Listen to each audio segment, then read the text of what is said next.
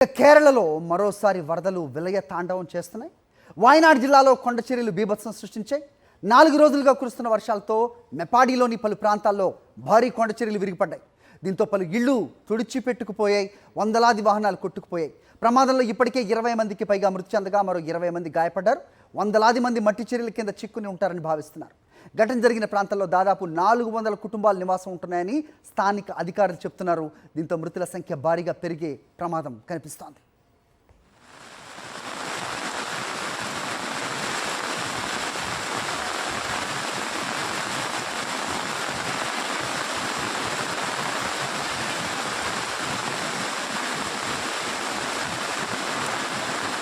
రంగంలోకి దిగిన NDRF, Kerala state disaster management బృందాలు సహాయక చర్యలను ముమ్మరం చేశాయి. సమీప ప్రాంతాల నుంచి ఎన్డీఆర్ఎఫ్ బృందాలను ఘటనా స్థలానికి రప్పిస్తున్నారు. కేరళ సీఎం పినరయి విజయన్ ఆదేశాల మేరకు అన్ని శాఖల అధికారులు సమన్వయంతో రెస్క్యూ ఆపరేషన్లో పాల్గొంటున్నారు. అయితే ఎడతెరిపి లేకుండా కురుస్తున్న భారీ వర్షం కారణంగా సహాయక చర్యలకు అంతరాయం కలుగుతోంది. భారీ కొండ చర్యలు విరుగుపడుతున్న దృశ్యాలు సోషల్ మీడియాలో వైరల్గా మారాయి. వందలాది మంది వాటి కింద చిక్కుని ఉన్నారని ప్రత్యక్ష సాక్షులు చెబుతున్నారు. అది కాకుండా పెర అదొక నిక్కడ ఏరియా అనేది పచ్చకాడు పోయే మరినదా చూరు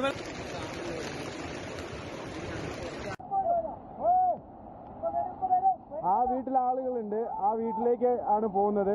ഡേഞ്ചർ സിറ്റുവേഷൻ ആണ്. വലിയ പൊട്ടാണ് പൊട്ടിയിട്ടുള്ളത്. ఆ കാണുന്ന ഒരു വണ്ടിയാണ്.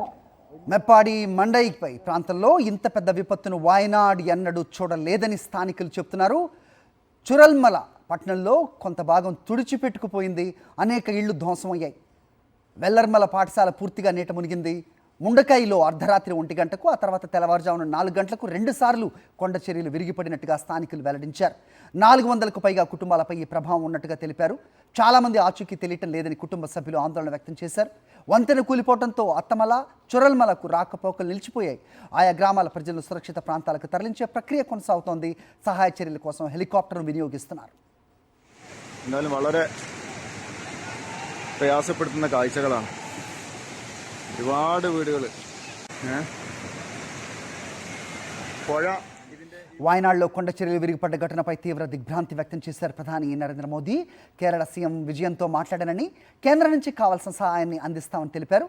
మృతుల కుటుంబాలకు 2 లక్షలు, గాయపడ్డ వారికి 50,000 ఎక్స్గ్రేషియా ప్రకటించారు. అటు ప్రతిపక్ష నేత రాహుల్ గాంధీ కూడా ఘటనపై దిగ్భ్రాంతి వ్యక్తం చేశారు. సీఎం విజయంతో పాటు జిల్లా కలెక్టర్తో మాట్లాడానన్నారు. కంట్రోల్ రూమ్ ఏర్పాటు చేసి అన్ని శాఖల సమన్వయంతో రెస్క్యూలో పాల్గొనేలా చర్యలు తీసుకోవాలని అన్నారు.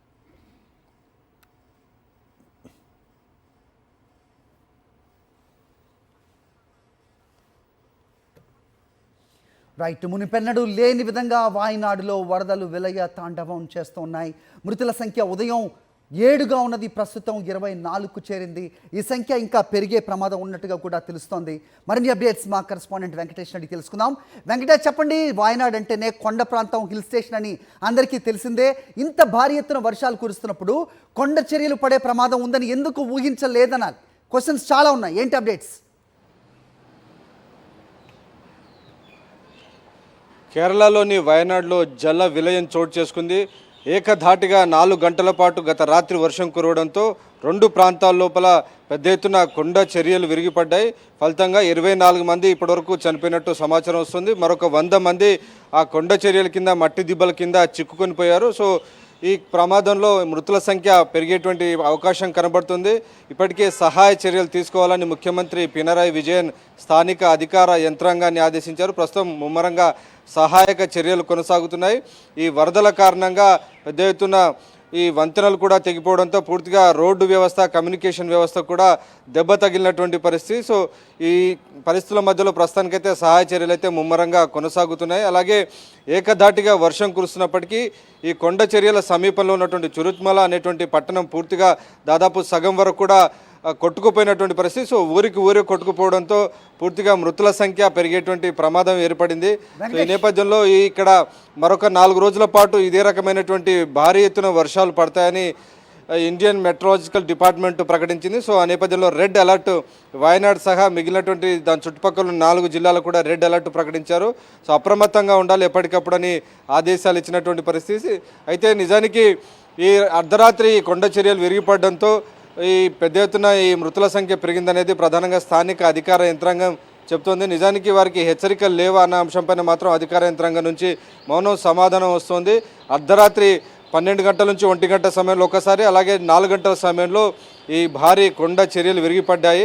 సో ఆ నేపథ్యంలోనే ఆ సమయంలో ప్రజలంతా కూడా అప్రమత్తంగా లేరు. దాని ఫలితంగానే ఊరికి ఊరే పూర్తిగా ఈ మట్టి దిబ్బల కింద పూర్తిగా సమాధి అయిపోయినటువంటి పరిస్థితి. ఫలితంగానే ఎక్కువ సంఖ్యలో మనకు ఈ మృతుల సంఖ్య కనబడుతుంది. 24 మంది మృతదేహాలను ఇప్పటివరకు బయటకు తీశారు. సో ఇంకా 100 నుంచి 400 మంది ఆచూకీ తెలియడం లేదని చెప్తున్నారు. సో ఇది భారీ విలయంగా మనం చెప్పాలి. వయనాడు ప్రాంతం అంటేనే చాలా పెద్ద ఎత్తున కొండలు, చుట్టుపక్కల పూర్తిగా కొండ చర్యలు ఉన్నటువంటి ప్రాంతం. సో ఇటువంటి ప్రాంతంలో అధికారులు ముందుగానే అప్రమత్తం చేయాల్సి ఉంటుంది. సో అధికారులు, వాతావరణ శాఖ అధికారులు సరైనటువంటి సమయంలో వారికి హెచ్చరికలు జారీ చేయకపోవడం, అలాగే ఎన్డీఆర్ఎఫ్ నుంచి అవసరమైనటువంటి ఎప్పటికప్పుడు వారికి అవసరమైనటువంటి సూచనలు వెళ్ళని కారణంగానే ఇంత పెద్ద ఎత్తున ఈ ప్రమాదం జరిగి ఇప్పటికీ 24 మంది చనిపోయి వందలాది మంది మట్టి దిబ్బల కింద కూరుకుపోయినటువంటి ఒక పరిస్థితి నెలకొంది.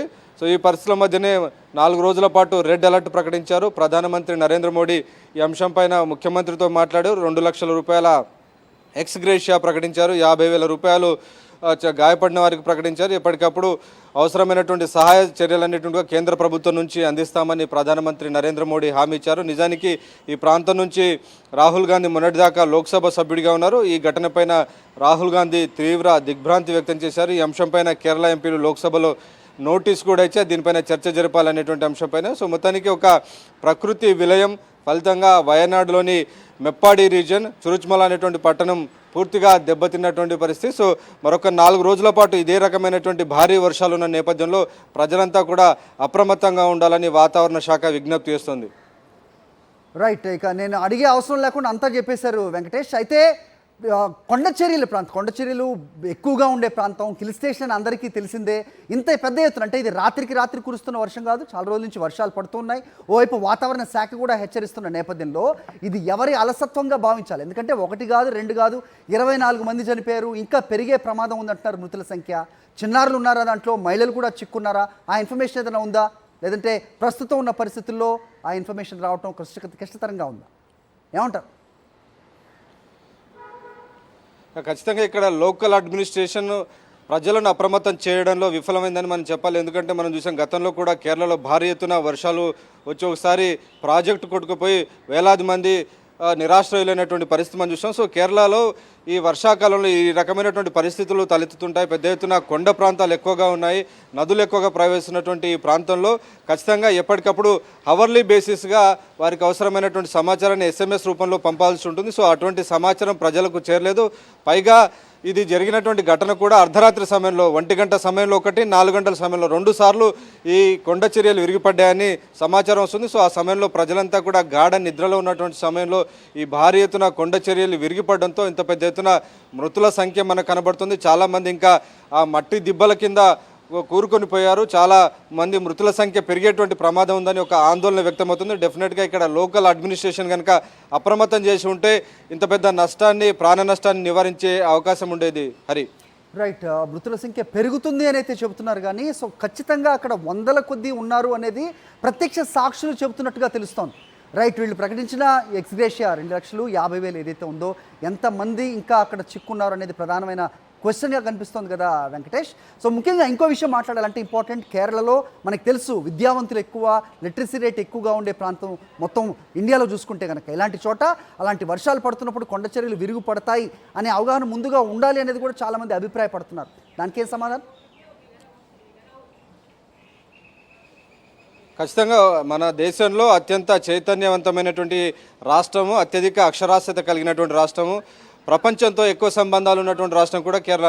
సో అటువంటి కేరళలో లోకల్ అడ్మినిస్ట్రేషన్ ఎప్పటికప్పుడు ప్రతి గంటకు ఖచ్చితంగా వాతావరణ సమాచారాన్ని అందజేయాల్సి ఉంటుంది. కానీ ఈ వయనాడు ప్రాంతంలో ఈ రకమైనటువంటి అవర్లీ బేస్డ్ మెసేజెస్ పంపలేదని మనకు అర్థమవుతోంది. ఇంత పెద్ద ఎత్తున కొండ చర్యలు విరిగిపడే అవకాశం 4 గంటల నుంచి ఖచ్చితంగా ఏకదాటిన కుండపోత వర్షం కురవడంతో పూర్తిగా కొండ చర్యలని కూడా తడిసిపోయి పూర్తిగా ఆ పైనుంచి మట్టి దెబ్బలని కూడా కింద పడిపోవడం వల్ల ఇంత పెద్ద ఎత్తున ఘటన జరిగింది. ఖచ్చితంగా ఈ అంశంపైన కేంద్ర ప్రభుత్వం కూడా ఒక ప్రకటన చేసేటువంటి అవకాశం మనకు కనబడుతుంది. ఎందుకంటే కేరళకు సంబంధించినటువంటి చాలామంది కాంగ్రెస్ ఎంపీలు లోక్సభలో ప్రభుత్వానికి నోటీస్ నోటీస్ ఇచ్చారు. దీనిపైన సమాధానం చెప్పాలి ఇక్కడ ఏం జరిగిందనే విషయానికి సంబంధించి. సో కాబట్టి కేంద్ర ప్రభుత్వం ఒక ప్రకటన చేసేటువంటి అవకాశం కనబడుతుంది. మృతుల సంఖ్య పెరిగేటువంటి ప్రమాదం మనకు కనబడుతున్న నేపథ్యంలో కేంద్ర ప్రభుత్వం అవసరమైనటువంటి పూర్తి సహాయ సహకారాలన్నీ కూడా అందిస్తామని నేషనల్ డిజాస్టర్ రెస్పాన్స్ ఫోర్స్ను కూడా తాము పంపినట్టు ప్రధానమంత్రి నరేంద్ర మోడీ వెల్లడించారు. సో ఈ అంశాలకు సంబంధించినటువంటి సమగ్ర సమాచారాన్ని లోక్సభలో కేంద్రం ప్రకటించే అవకాశం ఉందని తెలుస్తోంది. అయితే కేరళ అంటేనే మనకి టూరిజం క్యాపిటల్ అని ఖచ్చితంగా చెప్పొచ్చు సౌత్ ఇండియాకి విషయానికి వచ్చినప్పటికీ. సో ప్రస్తుతం కేరళ అంటే పర్యాటకులు ఎప్పుడూ 365 డేస్ కూడా అక్కడికి వచ్చే అవకాశం కనిపిస్తూ ఉంటుంది. పర్యాటకులు ఎవరన్నా చిక్కున్నారా దీంట్లో, అలాంటి ప్రమాదం ఏదన్నా ఉందా, ఉంటే కనుక వాళ్ళని ఏమన్నా వేరే ప్రాంతాలకి తరలించే ప్రయత్నాలు చేస్తున్నా, ఆ ఇన్ఫర్మేషన్ ఉందా మీ దగ్గర వెంకటేష్? అంటే ఇప్పటివరకు మనకు అందిన సమాచారం మేరకు మాత్రం 24 మంది చనిపోయారు. చురుచ్మల అనేటువంటి పట్టణం సగం పూర్తిగా తుడిచిపెట్టుకుపోయింది. మరొక ఊరు కూడా ఊరికి ఊరే ఈ వరదల్లో ఊడ్చేసింది అనేటువంటి సమాచారం వస్తుంది. సో దీనికి సంబంధించి కేంద్ర ప్రభుత్వం, రాష్ట్ర ప్రభుత్వాలు దీనిపైన ప్రకటన చేయాల్సి ఉంటుంది.